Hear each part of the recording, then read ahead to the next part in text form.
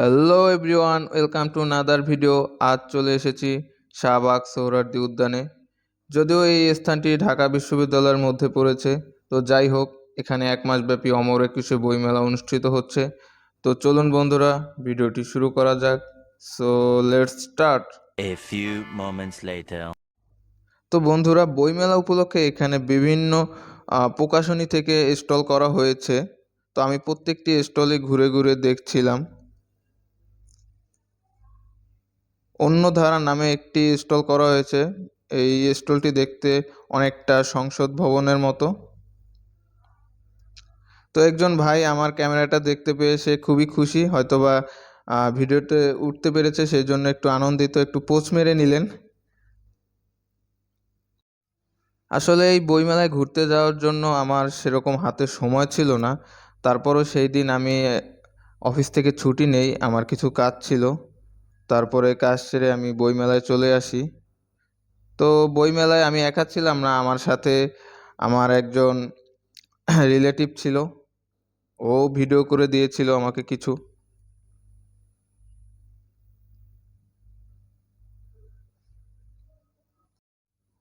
Basically যারা বই পড়তে খুবই পছন্দ করে মূলত তারা এই মেলায় ঘুরতে আসেন।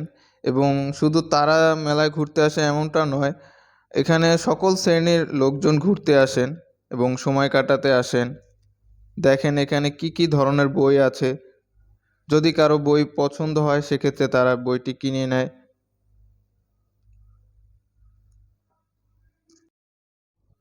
আমি মেলার অনেকগুলো স্টলে ঘুরে ঘুরে বইগুলো দেখছিলাম যে কি কি ধরনের বই রয়েছে। যুদ্ধভিত্তিক বই রয়েছে, সাহিত্যের বই রয়েছে, গল্পের বই, এবং বিশেষ করে বাচ্চাদের ছড়ার বইও দেখেছিলাম কিছু। আধুনিকতার ছোঁয়ায় মানুষ এখন আর সেই আগের মতো বই পড়ে না, কারণ তাদের হাতে মোবাইল রয়েছে, সেখান থেকে তারা চাইলে বিভিন্ন বিষয় সম্পর্কে জানতে পারে। বাট বই পড়লে অনেক কিছু বিস্তারিত জানা যায়, এটা আমরা সকলেই জানি।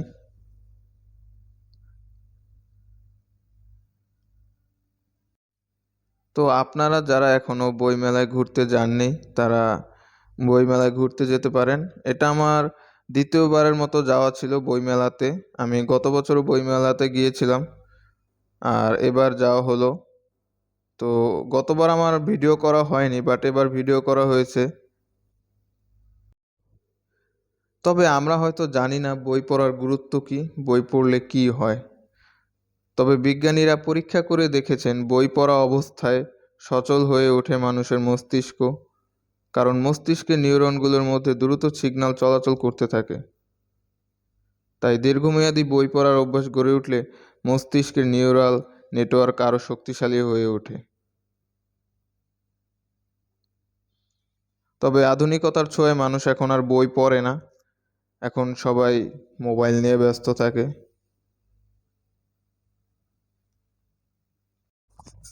তো বন্ধুরা, চলে আসলাম আরও একটি স্টলে।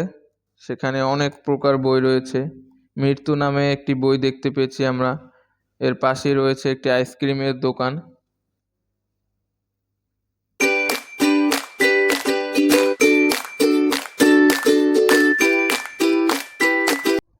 এরপর আমি চলে যাই আরও একটি স্টলের সামনে। সুকুমার রায় রচনা সমগ্র, গল্পগুচ্ছ প্রভৃতি নামে আমি বই দেখতে পাই। তো একজন স্টলের মালিক ইন্টারভিউ দিচ্ছেন দেখলাম।